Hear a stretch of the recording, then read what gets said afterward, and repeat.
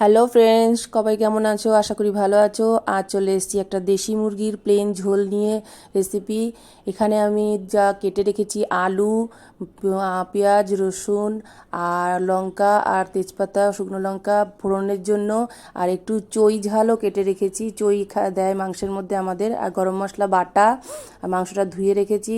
আর বাটা মশলার মধ্যে ভিজিয়ে রাখতে হবে তোমার আদা, জিরা, গোলমরিচ, ধনে, এইসব দিয়ে একটা মশলা ভিজিয়ে রাখতে হবে, যাতে ওটা পেস্ট করলে নরম হয়ে যায়। আলুটা ভেজে তুলে নেব।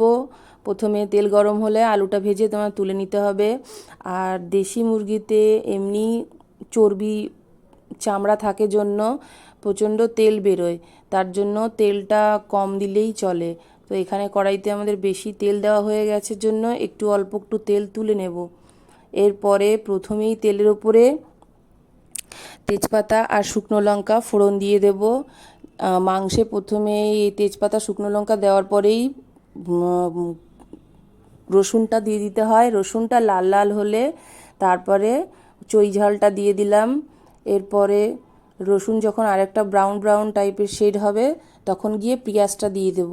পেঁয়াজটা দিয়ে দেওয়ার পরে ভাজতে ভাজতে, এখন এই ভাজার মধ্যেই মাংস দেওয়ার আগেই লবণ, হলুদ, চিনি যে যার পরিমাণ মতো দিয়ে, কারণ তেলের উপরে দিলে এটার কালারটা খুব সুন্দর আসে, আমরা এভাবে দিই। তো এটা দিয়ে এবারে আমাদের ওই মাংসটা ঢেলে দিতে হবে। আর যে বাটা মশলাটা মিক্সিতে বেটে রেখেছি, এতে আমরা একটু গুঁড়ো মশলা কম খাই। মাংস রিচ খাবারে বাটা মশলাই খাই। মিক্সিতে বেটে নিই মিহি করে আগের থেকে ভিজিয়ে রেখে, তবু ভালো, কিন্তু বাটা মশলাটাই খাই। এই যে দিয়ে দিয়েছি, জল দিয়ে ধুয়ে বাটা মশলার গুঁড়োটাও সবটা দিয়ে দিলাম।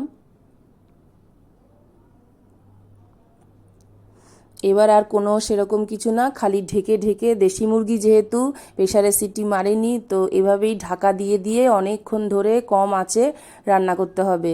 কারণ দেশি মুরগি একটু শক্ত হয়, গলতে টাইম লাগে, সেই জন্য একে অনেকবার ঢাকা দিয়ে দিয়ে তেল পুরো একদম ছাড়বে, যখন জলটা টেনে যাবে, তো ঢাকা দিয়ে দিয়ে দিয়ে দিয়ে অনেকক্ষণ রান্না করে পুরো তেল ছেড়ে গেলে তখন গিয়ে একটু জল, গরম জল পাশে বসিয়ে রেখে ওই জলটা এর মধ্যে ঢেলে দিলে হবে।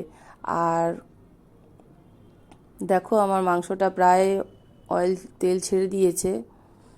এইভাবে রান্না করে দেখবে, খুব টেস্টি লাগে। আর ভুল করেও তেলের উপরে জিরা ফোড়ন দেবে না, অনেকেই দেয় ওটা, কিন্তু ভালো লাগে না, এইভাবে ভালো লাগে বেশি। কখনো করে খেয়ে দেখো, খুব সুন্দর লাগবে।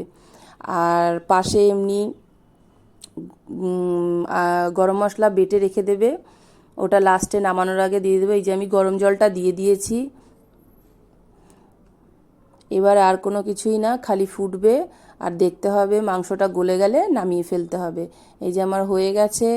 আর আমি গরম মশলা বাটাটা দিয়ে দিলাম লাস্টে। দেশি মুরগির একটু ঝোলঝোল খেতেই ভালো লাগে, কষা কষা না, তো আমি সেভাবেই নামিয়েছি। আমার মাংস রান্না হয়ে গেছে। আমার ভিডিও যদি ভালো লাগে কারুর, তাহলে লাইক কমেন্ট করো। আর নিজেরা অবশ্যই একবার বানিয়ে খেয়ে দেখো, খুব টেস্টি হয় খেতে। Bye, tata.